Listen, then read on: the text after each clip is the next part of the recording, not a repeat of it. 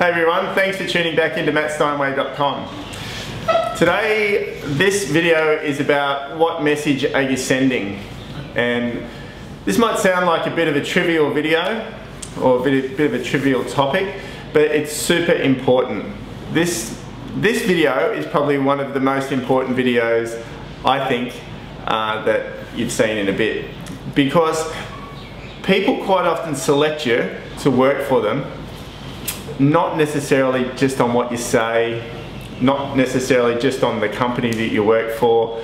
Sure, all those things help a little bit, but I think it's the messages that you're sending that are subliminal.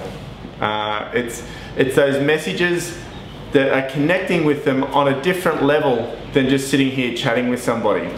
So like your energy, you know, what you're wearing, what you're doing. So that's what I want to talk about today, because I think some of those things are actually more important in securing business than just a script or a dialogue. So let's run through a couple.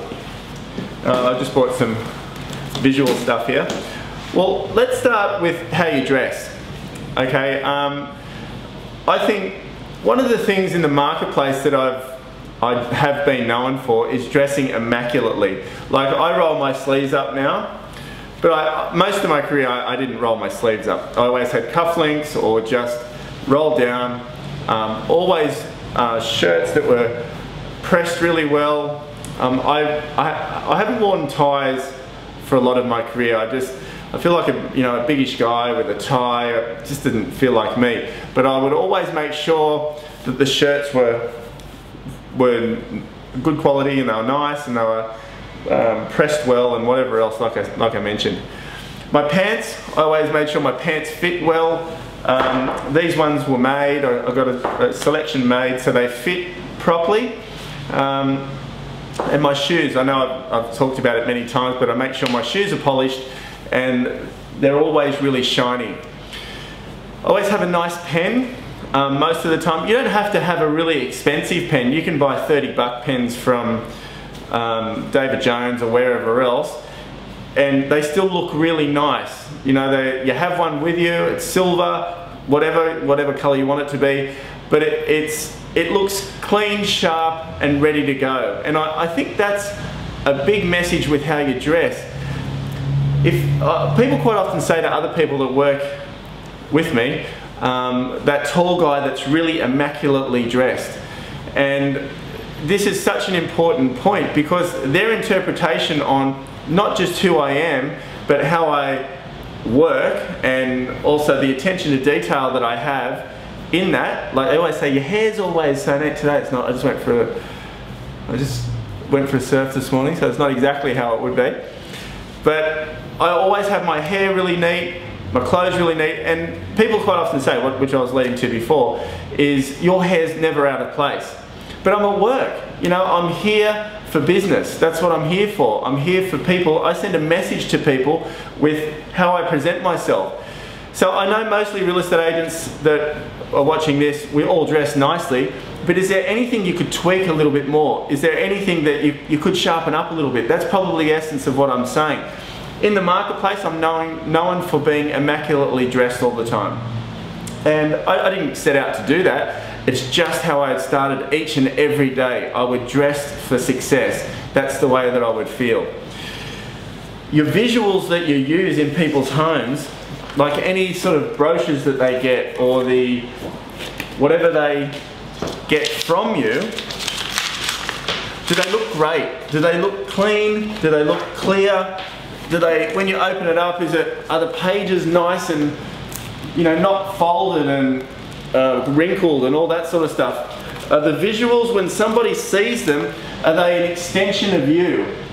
So this is a folder that I've used for a long time, but I change these inside. Over a bit of time, I change them. And I make sure that all new sleeves get put in. I take the things out, and if any of them are starting to stick to the plastic sleeve, like, I'll take it out, redo the page inside, redo the sleeves, and do the whole folder again. So, you know, some people have the same folder for 10 years and it's, you know, it looks like it's 10 years old. That just shows that well, I didn't even know what it is. It just shows that your attention to detail with even the tools that you use are yesterday. So what's an owner going to think when you're talking about something and it looks a bit crummy, you know, it looks a bit old? They're going to feel that that's how you're going to be around their place. Because while they're looking at you and talking to you, they're looking at every single thing that you do. They're looking at your eye contact, your energy, your visuals, your tools, your follow-up, the language, every single thing. They're assessing the whole lot and thinking, do I want to team up with this person and have them work with me on my home? Their home's a very, very personal object. So they're going to hand that over to somebody for them to manage. So they want somebody who they feel takes it very seriously, values the opportunity to work for them. That's what they're looking at. So that's what I mean. Some of this stuff might be, oh yeah, Matt's talking about his folder. Not at all, not at all. I'm talking about every single page needs to be beautifully presented every time. And if it's not, it's easy to do. You know, they're easy to source. You can go and find this stuff anywhere. But every single page needs to be the same. When people get brochures from you or anything else to do with you, have the same flow through. So whether they're looking at a visual, they're getting a brochure from you, they're getting a letter from you, everything should be a flow, a continuous flow of the quality of the person that you are and the company that you work for. I think things like watches, I have a work watch and a surf watch. You know, if I'm not doing appointments, I just wear my surf watch a lot of the time. I would take off this power balance thing if I was doing a listing presentation or whatever else. I would roll my sleeves down and away I go. So I think watches and rings, I've seen real estate agents with rings on their thumbs. That's an unusual place to have a ring. And look, there might be people watching this with rings on your thumbs. That's fine. I mean, do anything you want to do. But I think time and a place sometimes. I would say a ring on your thumb, sort of if you were presenting to a 50-year-old couple, might be a bit strange. Why is it there? And they start thinking, it's an unusual place for a ring. They remember this stuff. So little things, but big things. Bigger rings, not necessarily women. Women look great with bigger rings or whatever they may be, but men, you know, I don't know. Not too much jewelry, I guess I'm saying. You want things, you don't want that stuff to stick in their mind. You want your energy to connect and stick in their mind. You want your energy to be left behind, not them thinking, gee, their folders were pretty old, weren't they? Or, you know, he had a ring on his thumb.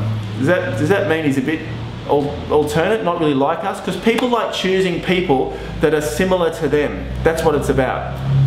So you want to mirror really well. And if you're as neutral as you can be and send a really nice statement of professionalism, attention to detail, you know, there to represent, if you can send that message, you will align with more people and have more people to choose from, rather than being maybe a little bit different from most people and then trying to find people that match you. I'm not saying don't be you. Please don't think I'm not. I'm saying be you, but dress for a broader market. Present for a broader market. And what I mean by that also, even with this, if this was crummy, people might see that. The ones who are highly I get a lot of people who are attention detail oriented as my clients. I get people who really want a good job done. That's the type of person that I attract. But I put that out there. But if I had all stuff that was just all over the place and, you know, shooting from the hip and, you know, a bit yesterday stuff, I'll probably attract that type of person. So you will definitely find people, but I try and appeal to a broader market. So I have more clients to work with, and obviously can create volume if that's what I choose to do. Now, I think your words also, the words that you say, John McGrath says we're wordsmiths, and it's very true, we are wordsmiths. The words that we say, we need to practice, we need to get good at delivering words that people find easy to absorb. You know, if I deal with someone who uses big words and, you know, tries to make them or tries to make it known they have quite a large vocabulary, I don't really gel with that too much. But I find people really like simple, easy to understand words that are delivered with passion. The text messages, if you're texting people, make it simple and make it accurate.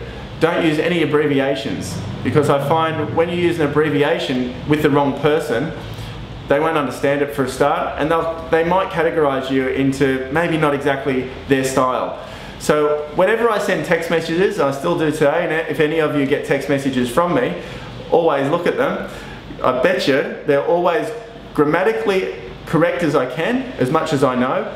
They always have full stops, they're never abbreviated, they're always full sentences. And it's just a habit that I've formed, I guess, because I want people to get the essence of the text message and to understand it as easily as possible. Just a little thing, but if you do send text messages, far better not to abbreviate anything. One more thing. You want to be relaxed.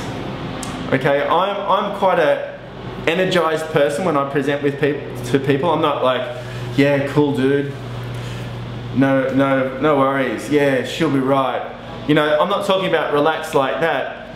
You want to be relaxed enough that you're not trying to jump in all the time and talk when they're talking and you know, have that sort of flow to the meeting. You want to be relaxed enough to be confident and listen.